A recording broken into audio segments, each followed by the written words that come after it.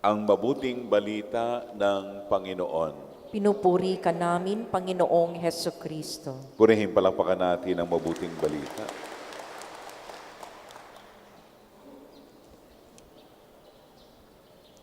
Takot. Huwag kayong matakot, sabi ni Jesus sa mga alagad.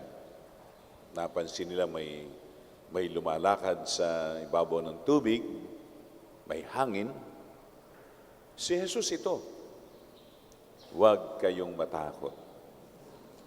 Ang karanasan ng pagkatakot natin, mga kapatid, kahit sinasabi natin na tayo naman kumakapit kay Jesus, dapat yun ang ating patunayan na kapag tayo kumakapit kay Jesus, sa kamay ni Jesus, ay nandun yung kahit may pangamba at may takot, mapapawing lahat ang mga ito. Basta't nandun, alam natin nandun si Jesus. At yun ang paalala sa atin, sa ating ebanghelyo. Si Jesus ito, para ba pumayapa ang kalooban ng mga alagad sa pangyayaring iyon?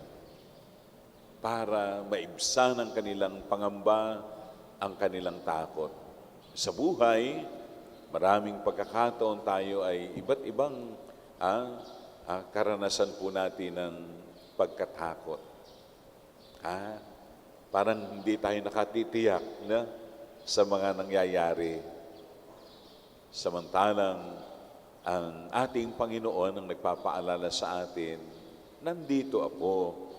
Nandito ang iyong Panginoon, ang iyong makakapitan. Nandito lagi si Jesus. Natatakot tayo ng gusto kapag tayo po ay nakakalimot na nandyan pala lagi si Jesus. Kaya ito mga kapatid, ang ating pangahawakan araw-araw sa buhay natin, sa paglalakbay natin. Anuman ang karanasan natin, saan yun ang ating pagkatakot, si Jesus ay hindi naman lumalayo sa ating piling. Laging nandyan, kasama natin siya sa paglalakbay po natin. Ano man yan, panimdim natin sa buhay, sa mga madalas, ito yun, pag ikaw ay nagkakaedad, kapag ikaw ay nakakakita ng anyo ng kamatayan, kapag may sakit, mabigat na karamdaman, hindi natin maiwasan na tayo mangamba, hindi maiwasan na tayo ay makadama ng pagkatakot. Pabayaan lang natin yung takot na yan, ay huwag namang aalipin sa atin. Andyan yan. Sino nga ba sinong bang tao hindi natatakot, no? Kung kayo dapuan ng mabigat na karamdaman, di ba? Kasama yan Kapag ikaw ay nakakakita ng yung sa pagtanda, ano ba nga magiging buhay, no? Kagabi may kausap ako, kabanding na isang pari, kapatid na pari. Sa pagkikwentuhan namin, habang kami may merienda, kumakain, ba't nga ba ganun Father Bergs, nagkakaedad, kasama yon. Basta ipaubayan natin sa kamay ni Jesus, nandyan siya, at ang lahat ng ito'y lilipas ang lahat ng yan. Amen? Amen. Lilipas ang lahat ng yan. Ate Christy, Ate Etchi, lahat yan. Lilipas yan. Dadaan, Kuya Lando, today. Paubayan natin kay Lord. Kaya pala, ganun yung kwentuhan namin.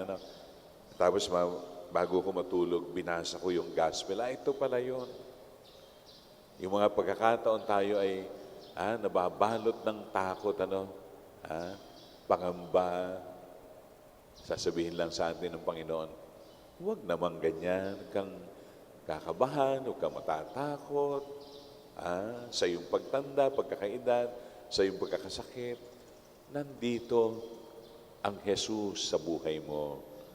ang kakapitan mo araw at gabi, tuwi-tuwi na. Ay mga kapatid, ito yung pagnilayan po natin ngayon sa napakagandang mensahe sa atin, sa ating ebanghelyo.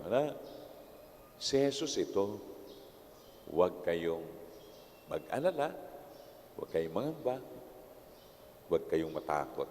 Maraming beses sa ating ebanghelyo, sa Biblia, yung paalala sa atin ni Jesus, huwag matakot.